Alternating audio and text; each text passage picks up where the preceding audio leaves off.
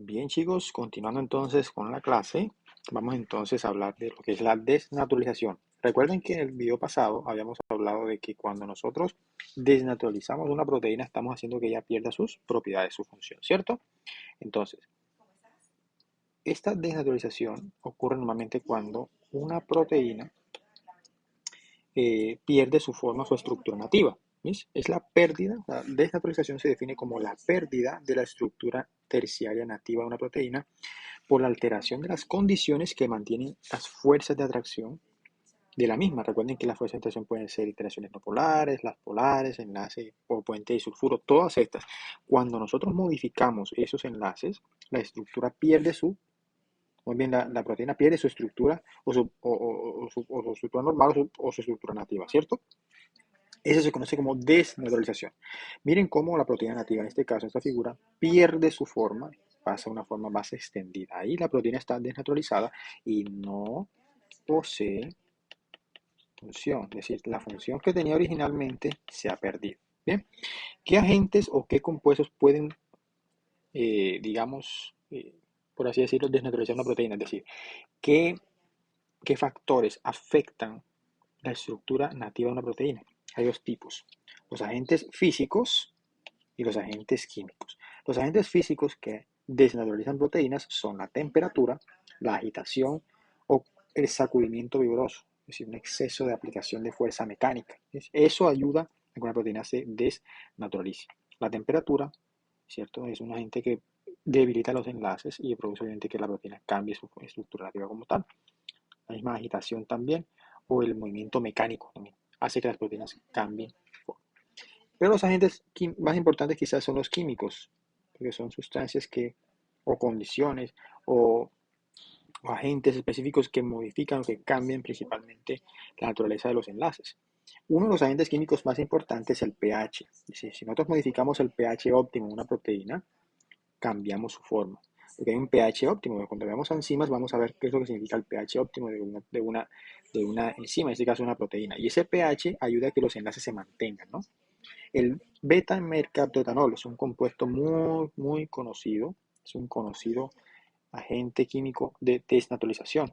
Este compuesto adicionado a las proteínas modifica los puentes de sulfuro de algunas y permite que las proteínas cambien de forma. Muchos compuestos funcionan como aliceres químicos usados en el tratamiento del cabello tienen una base de este compuesto, beta-mercaptoetanol, para poder desnaturalizar las proteínas del cabello.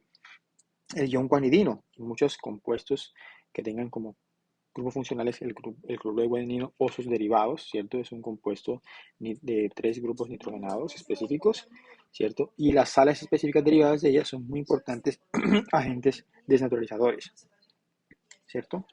Por ejemplo, hidrocloruro de guanidino al 6 molar. La urea, la urea, un agente muy utilizado en la parte que tiene que ver con nutrición de suelos, también es un agente desnaturalizante. Y noten siempre, chicos, básicamente que muchos compuestos con grupos nitrógenos o grupos tioles, en este caso, son agentes desnaturalizantes químicos. La urea es uno de ellos también. Y otros agentes químicos importantes son los detergentes, porque esos también modifican los enlaces. Un ejemplo claro es el sodio desulfato o SDS, que se muestra la estructura. Este compuesto en forma de detergente se usa mucho en biología molecular para poder desnaturalizar proteínas específicas y estudiar enzimas denominadas. Este compuesto se trabaja en una forma una sal y adicionado a una solución de proteína modifica también los enlaces químicos de las mismas, haciendo un proceso de desnaturalización específico. Bueno, y ya para terminar la parte de estructura proteica, vamos a hablar de lo que es la estructura cuaternaria. La estructura cuaternaria tiene que ver con las interacciones entre diferentes cadenas polipeptídicas, pero básicamente que estén formadas por varios polipéptidos, es decir, varias cadenas polipeptídicas. Puede que tengamos una proteína, por ejemplo, que tenga una secuencia polipeptídica y tenemos 2 secuencias polipeptídicas diferentes, entonces la interacción entre ellas forma una proteína específica de mayor complejidad que posee lo que se conoce como estructura cuaternaria, es decir, es una proteína específica conformada por más de una secuencias polipeptídicas unidas, pero por ciertas interacciones. ¿Cuáles son esas interacciones? Ya las hemos visto, interacciones principalmente de naturaleza no covalentes. Las estructuras o proteínas que tienen una estructura cuaternaria, tienen estructuras que forman varias cadenas polipeptídicas unidas, que se les conoce normalmente como subunidades. Entonces, cada cadena polipeptídica que forma parte de una proteína con estructura cuaternaria se conoce como subunidad. Y cuando estas interaccionan entre sí, forman una proteína con un peso molecular muy, pero muy elevado. Como vemos aquí, por ejemplo, este caso, ¿cierto? Recuerden, cada cadena polipeptídica conforma de estructura se conoce como subunidad. Vamos a ver entonces algunas propiedades, ¿cierto? De estructura cuaternaria, ¿bien? ¿Cómo se unen esas subunidades? Se asocian de modo no covalente, perdón, y las principales de estas interacciones no covalentes son las interacciones débiles que ya hablamos. Iones dipolo, ion dipolo o puentes de hidrógeno. Cuando varias subunidades se unen entre sí, ¿cierto? Y cuando una proteína está formada por varias subunidades específicas, cada subunidad se conoce formando lo que se conoce como un oligómero. ¿Sí? Un oligómero, ¿cierto? Entonces, puedes tener una proteína con, por ejemplo, en este caso que estoy mostrando aquí, con una subunidad S1 en azul, una subunidad S2, una subunidad S3, una subunidad S4. Esta proteína como tal es un oligómero, es decir, una proteína formada por la unión de varias subunidades específicas. Bien, todas ellas interaccionando, repito, por interacciones no covalentes, que es lo que permite su unión. Ahora, cuando en este caso, las subunidades que conforman un oligómero son iguales, es decir, en el caso en que tenga que la subunidad 1 es igual a su unidad 2, que es igual a su unidad 3, es igual a su unidad 4, en este caso hablamos de que no es un oligómero, sino un protómero. ¿Sí? Un protómero es básicamente una proteína de estructura cuaternaria formada por subunidades idénticas. ¿Sí? Y de hecho, un protómero pueden ser dos cadenas polipeptídicas específicas, pero siempre que sean iguales. ¿Bien? Ahora, aquí tenemos un ejemplo muy estudiado, la hemoglobina, proteína importante para el transporte de oxígeno a nivel celular. Esta proteína es un dímero de dos protómeros, alfa y beta. ¿Qué quiere decir eso? Si ustedes ven aquí en esta diapositiva, vemos que tenemos dos cadenas para el caso de la hemoglobina. La hemoglobina está formada por 4 subunidades, ¿sí? Subunidad 1, subunidad 2, subunidad 3 y subunidad 4. Pero da la casualidad que las subunidades específicas, marcadas en este caso como 1 y 2, son iguales y las subunidades, en este caso 3 y 4, son iguales. Es decir, la hemoglobina está formada por dos subunidades iguales, llamadas cadenas alfa, y otras dos subunidades iguales, llamadas cadenas beta. Obviamente, alfa y beta son diferentes. ¿Pero qué quiere decir esto? La hemoglobina en realidad es un tetrámero, es decir, es un oligómero formado por 4 subunidades. Pero en realidad, dos subunidades o un par específico de subunidades alfa son iguales y las betas son iguales. También se puede llamar entonces que la hemoglobina es un protómero alfa y beta unidos, o más bien un dímero de dos protómeros, el alfa y el beta. Bien, entonces esa es una característica típica de la hemoglobina. Ahora, unido a esas unidades, a cada una de ellas, existe algo que se llama grupo prostético. El grupo prostético de la hemoglobina es el llamado hemo-B. Hay varios tipos de hemos. Nosotros los veremos de pronto más adelante cuando hablamos de la cadena de transporte de electrones. Pero ahora solamente voy a hablar del grupo hemo que hace parte de la hemoglobina. Bien, el grupo hemo es un grupo prostético, es decir, es una secuencia no polipeptídica o un grupo funcional o una molécula orgánica específica que no hace parte de la secuencia de la proteína, pero que hace parte de su estructura. O sea, no es proteína, pero está unida a la misma. ¿Bien? Es como cuando yo hablo de una prótesis, ¿no? De hecho, la palabra prostético viene de prótesis. ¿Bien? Es una parte de la proteína, pero que no es proteína. Es una prótesis humana, ¿no? Hace parte del cuerpo de la persona porque es un miembro, pero no, a la vez no hace parte de su cuerpo, de su composición. Es lo mismo que pasa con estos. Este grupo hemo-B, ¿cierto? Es el encargado de fijar oxígeno en la hemoglobina. ¿Bien? Y está formado por algo que se llama grupo porfirina, que es toda esta cadena de compuestos aquí, y estos 4 nitrógenos que ven acá. Se llama anillo de porfirina. Lo sintetiza nuestro cuerpo a partir de succinil-CoA, ¿cierto? Compuesto del ciclo de Krebs.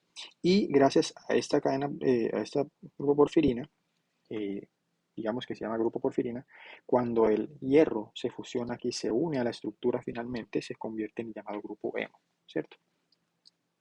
Ese ion de hierro es un ion de hierro de más 2, ¿sí? Ese hierro más 2 pasa a convertirse en hierro solito cuando recibe electrones, es decir, se reduce. ¿Y eso ocurre cuando? Cuando obtiene o cuando se une con el oxígeno. Ahora, los grupos prostéticos pueden ser de una gran cantidad de tipos, ¿cierto? Normalmente derivan principalmente de vitaminas o de otros compuestos específicos. Normalmente los derivados nitrogenados, como es el caso de la porfirina, también hacen parte de esos grupos prostéticos. Miren cómo el grupo prostético, se muestra acá el grupo hemo, permite unir a esta molécula de oxígeno.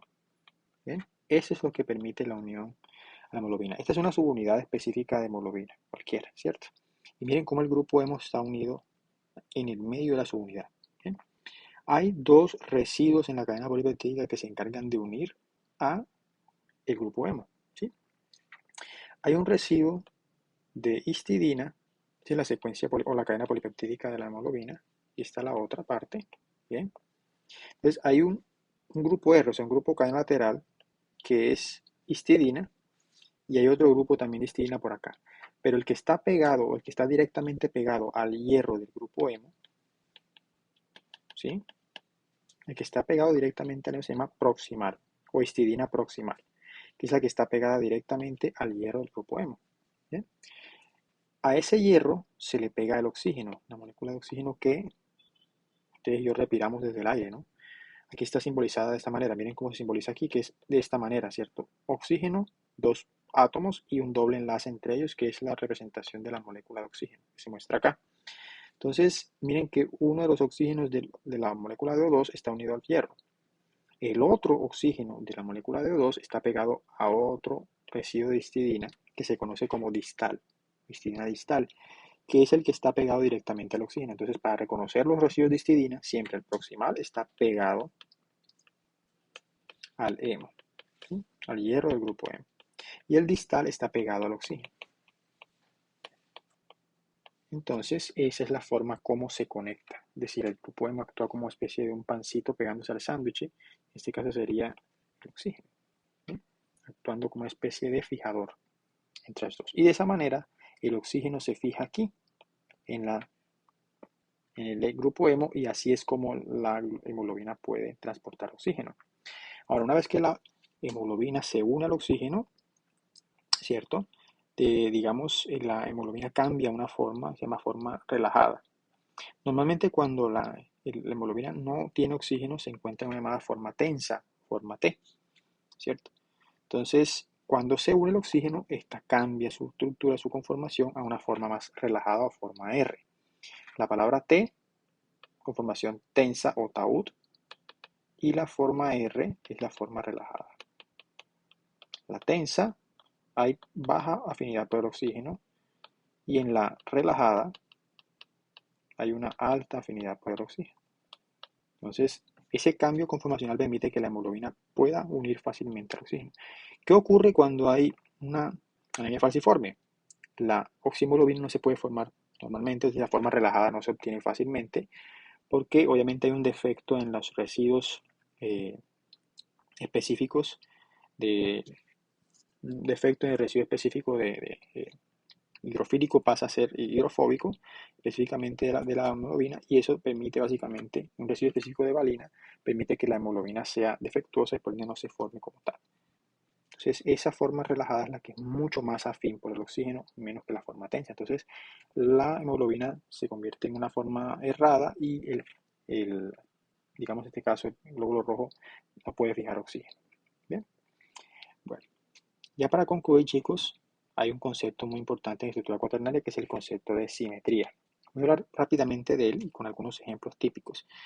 La simetría básicamente se da cuando varias proteínas de estructura cuaternaria, ¿cierto?, presentan, por así decirlo, una forma simétrica. ¿Qué significa una forma simétrica? Es decir, que presentan, digamos, por ejemplo, si yo trazo un eje específico, varias subunidades se pueden distribuir de manera equitativa alrededor de un eje específico de rotación o alrededor de un plano. Por ejemplo, si yo trazo un plano aquí, esto es un plano, tengo una subunidad por acá y dos unidades por acá. Si eso ocurre normalmente, yo puedo hablar de que los oligómeros de las proteínas poseen simetría. Es una distribución equitativa alrededor ya sea de un eje de rotación o de un plano. Eso se llama simetría. Entonces, las proteínas, las estructuras cuaternarias de proteínas no son exentas de ello. Por eso es que hay dos tipos de simetrías. Las simetrías rotatorias, en las cuales las unidades de un oligómero pueden estar empaquetadas alrededor de un mismo eje de rotación, o la simetría helicoidal, en la cual las unidades están unidas, pero siguiendo un ordenamiento espiral. De esta simetría rotatoria hay varios tipos. Vamos a hablar de cada una de ellas y luego veremos las simetrías helicoidales. Este es un esquema que muestra los principales tipos de simetría rotacional.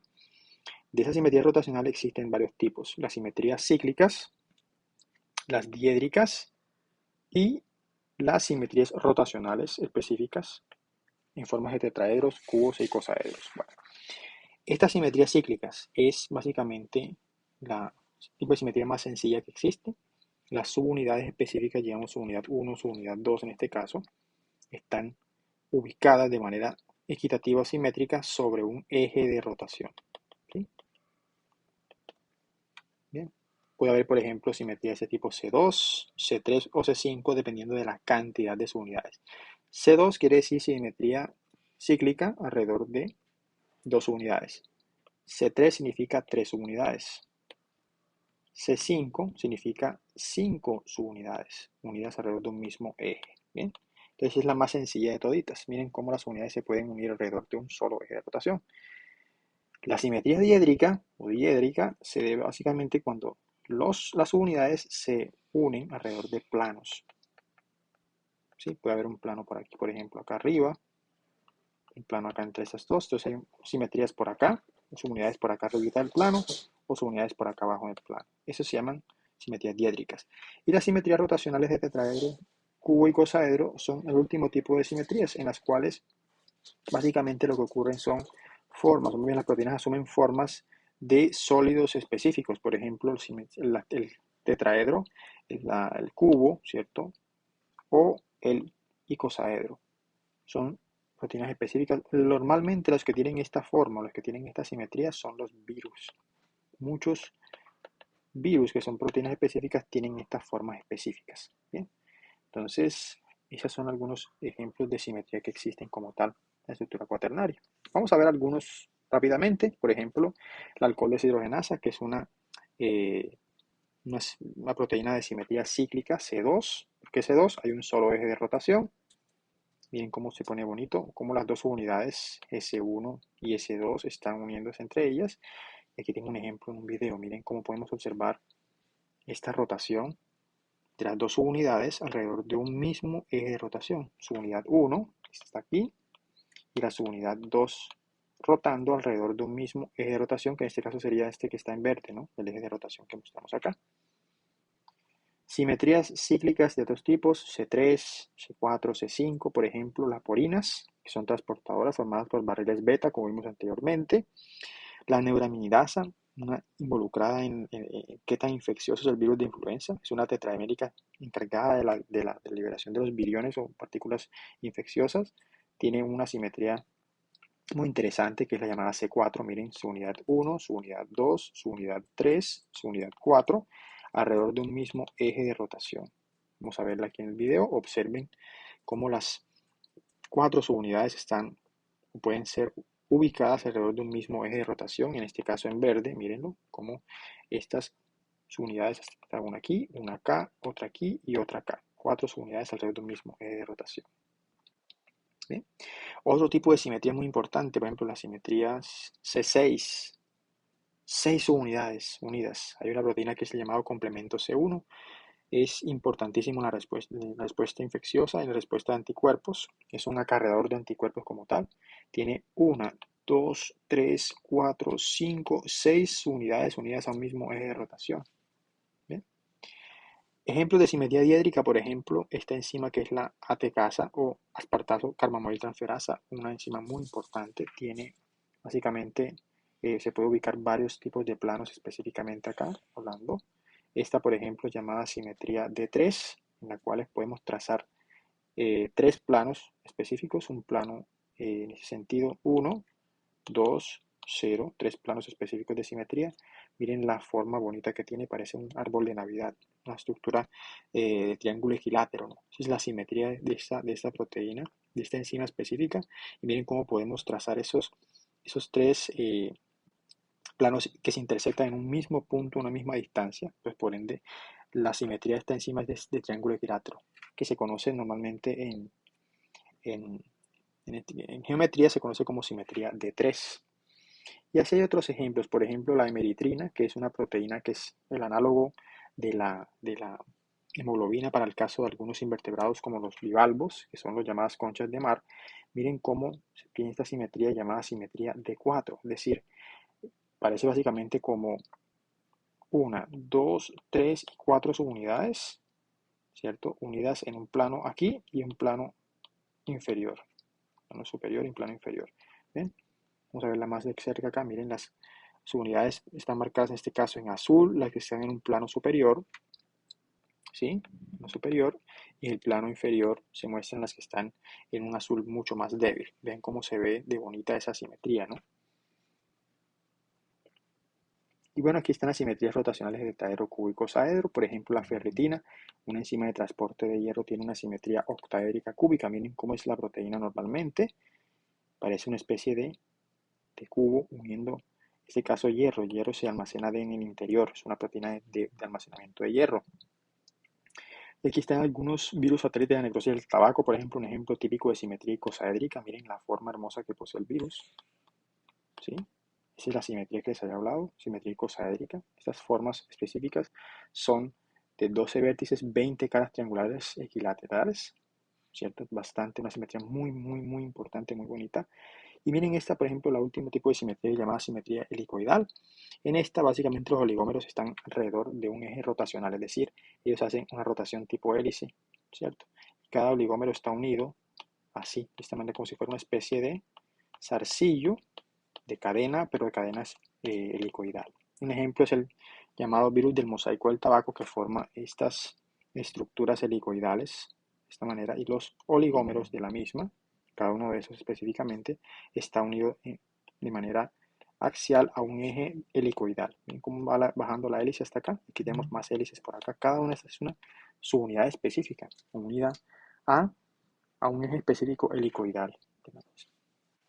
Otro ejemplo, por ejemplo, los filamentos helicoidales que se forman en los músculos, los filamentos de actinas, ¿cierto? Proteínas específicas que se encargan de la contracción muscular también tienen un eje rotacional de unión helicoidal, como se muestra aquí en la figura. ¿Sí?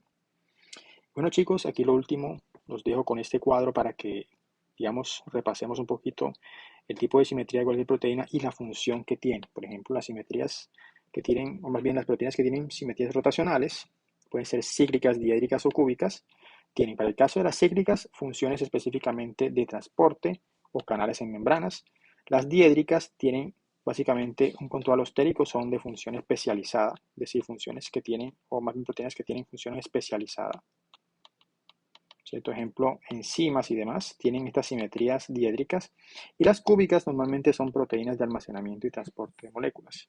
Las helicoidales son proteínas de traslación, es decir, permiten movimientos desde una parte A a B. Por ejemplo, para el caso de la actina del músculo, permiten la contracción en un punto A hacia B como tal. Entonces, esa contracción específica es debido a que las proteínas helicoidales tienden a moverse y a generar los llamados filamentos extendidos, que permiten traslaciones y rotaciones a través de puntos A y B y a través de regiones específicas en un espacio. Bueno, chicos, con eso los dejo, y no sin antes recomendarle esta página de internet para que ustedes la busquen, donde puedan encontrar muchas estructuras de proteínas. Quienes estén interesados, les recomiendo mucho esta página, que es el llamado Protein Data Bank, o base de datos de proteínas, LRSCB, que le permitirá encontrar la estructura tridimensional de todas las proteínas que ustedes deseen. Y con eso hemos concluido. Muchos éxitos a todos. Nos vemos.